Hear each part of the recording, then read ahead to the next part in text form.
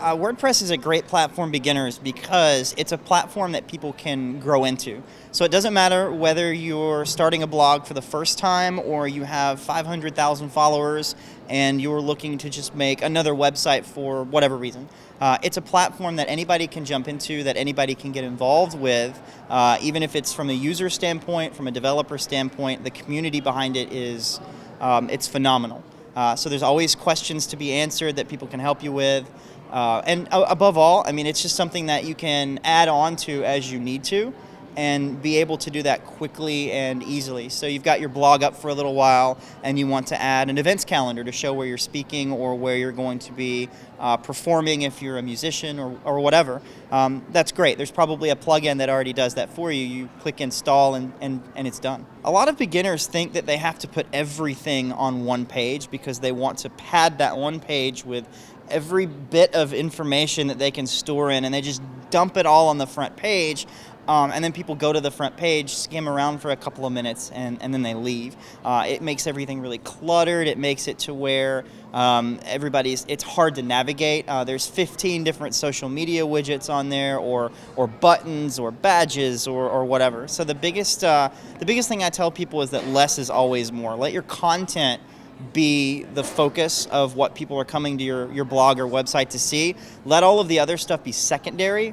It's important, but it's not as important as what you're trying to get out to your audience. It's that even with a low budget, someone can jump in and get started relatively inexpensively, and they can use the money that they would get through either affiliate sales or selling services or even product. That you can use that to then fund later versions of the website. So for a beginner, probably the best use of their monetary assets is to hire someone to do a really good logo for them. If they're not very strong on the copywriting side of things, if they're not a good writer, but they do other stuff really well, to hire a writer to write their content, bring all of that in. If they want to tweak it later, that's fine, but at least get the initial content written. And then to find a really good premium theme, either in one of the theme shops, or I know that WordPress.org has a lot of premium themes if you use the .com platform that you can purchase through their panel. If you're using the hosted website, which is .org, there are plenty of theme shops that will let you purchase a theme for even multiple themes for under $100. So if you're looking for something that's inexpensive, focus on the three main areas. Focus on getting a good logo to brand your company or brand your blog. Even if you're just a blogger, something that's going to be able to be recognizable very easily. Hire somebody to do your content if that's something that you can't do yourself, and ultimately to be able to find a theme that's going to do what you want and it's going to look like what you want. The main thing is there's really 50 different plugins that do the same thing. So it just depends on what you're looking for. My personal favorite when it comes to SEO, for example, is all-in-one SEO. There's a plugin that's great for people who are doing e-commerce solutions called WooCommerce. There's two more that are just as good called WB e-commerce and Shop.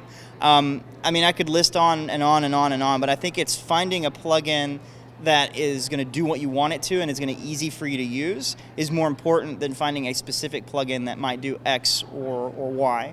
As far as some of the themes that I use that I like for clients with lower budgets, Woo Themes has some very great themes that are really easy to set up, and all you have to do is go into their panel to change a few colors here and there. They've got a theme that's one of their all-encompassing standardized themes called Canvas, and it's a blank slate. Anybody can go in that has enough time to tweak it or to add pictures or logos or whatever. That's where I would really start, and if there's certain aspects of the theme that are not there, it's worth asking because there may be either a plugin that will do it for you or an add-on of some sort that you can use to bring that into the perfect theme instead of trying to just shoehorn it in based on one aspect like looks or functionality or whatever.